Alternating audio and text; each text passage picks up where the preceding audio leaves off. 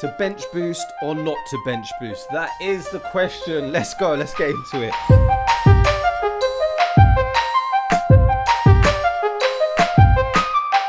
On this one, we're going to have a quick look back at game week 28. I'm going to show you the blank game week, how the players did, and then we're going to look forward, a nice early look at game week 29 and see how the team is setting up. Welcome back. How we doing? I am Jay London. This is FPL of the day.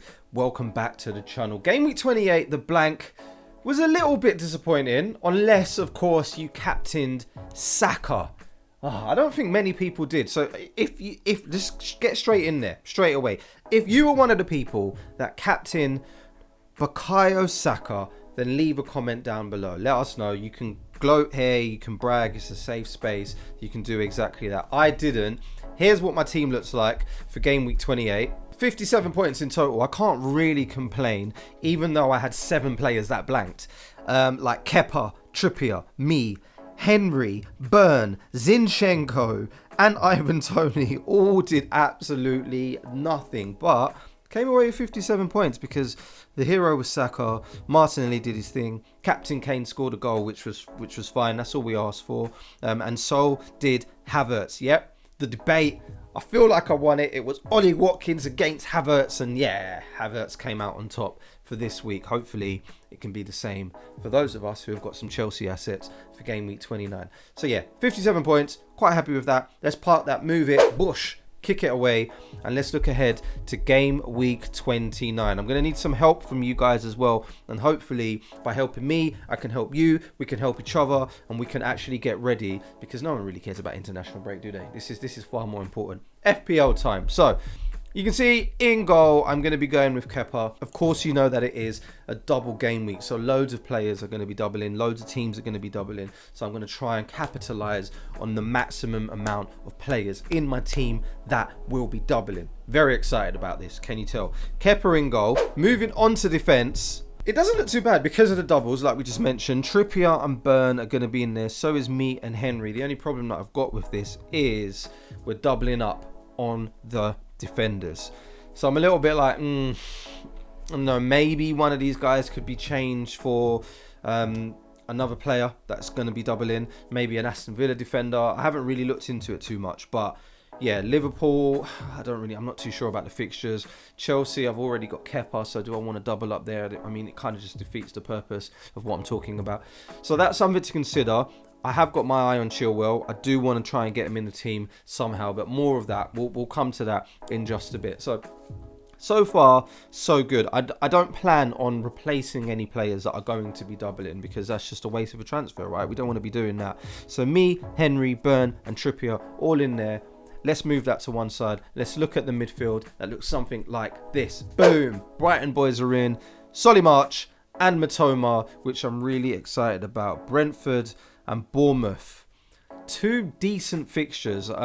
Brentford, of course, can really show up when it's time. And if they do, and they don't concede any goals, then we've got our defenders there. We've covered that. And if they don't, then hopefully it's March and Matoma. Or let's say March. Hopefully it's March that has scored a hat-trick. That would be splendid, unbelievable, amazing. Marcus Rashford, at the time of recording, has been flagged. He's not going to be going over to the England game.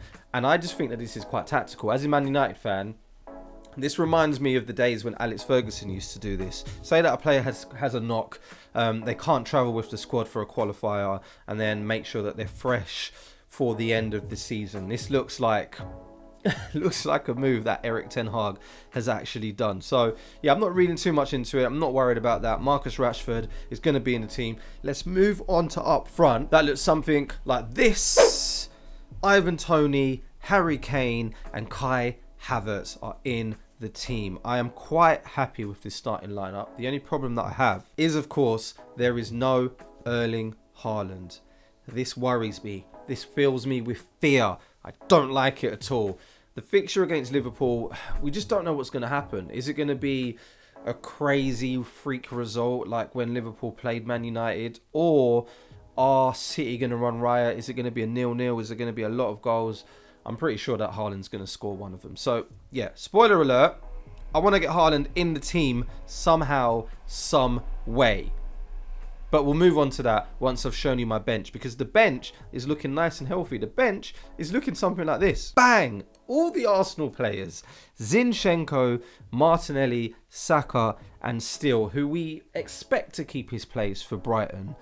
Again, with those 2 decent fixtures against Brentford and Bournemouth. So you know what I'm thinking here? You know what I'm thinking here.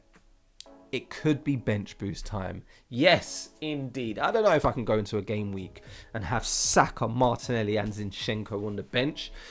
With that said, transfer needs to be made. I'm currently thinking Zinchenko out for another defender. That's going to be doubling up. And then do I take a -4 to bring in someone like Haaland? Do I do a sideways move and take out Kane and bring in Haaland? Is that something that you are considering? Or maybe I want to take out Saka. I don't know if I want to take out Saka, not after he's just smashed it and scored 2 goals. I don't know. Let me know what you're saying below. How many double game week players do you have in your team? Right here, I have got 10. And then, yeah, if I'm bench boosting, then we could add Steele to that list. Zinchenko could be my 1 free transfer to another double game week defender. And then we've got Kane to worry about. Do we bring in Haaland or do we keep Kane and just hold out for 1 more week? Let me know what you're saying down in the comments below. Have you got Haaland fear? Have you got all of the people here? Kane, Haaland, maybe Watkins or Havertz? Will you be bringing out a single game week player from Arsenal to bring in a double game week player? Do we need to be bringing in Saka, Bruno Fernandes? I'm seeing all of this all over social media. So let me know down in the comments below. And as always, please do hit that subscribe button. We have got a nice little break now before FPL kicks off again. I say nice little break. It's not nice. I hate it when there's a break. So yeah, catch up with all of these videos here. Let me know your thoughts down below. And I will keep the videos coming until we kick off game week 29. Good luck. Boosh.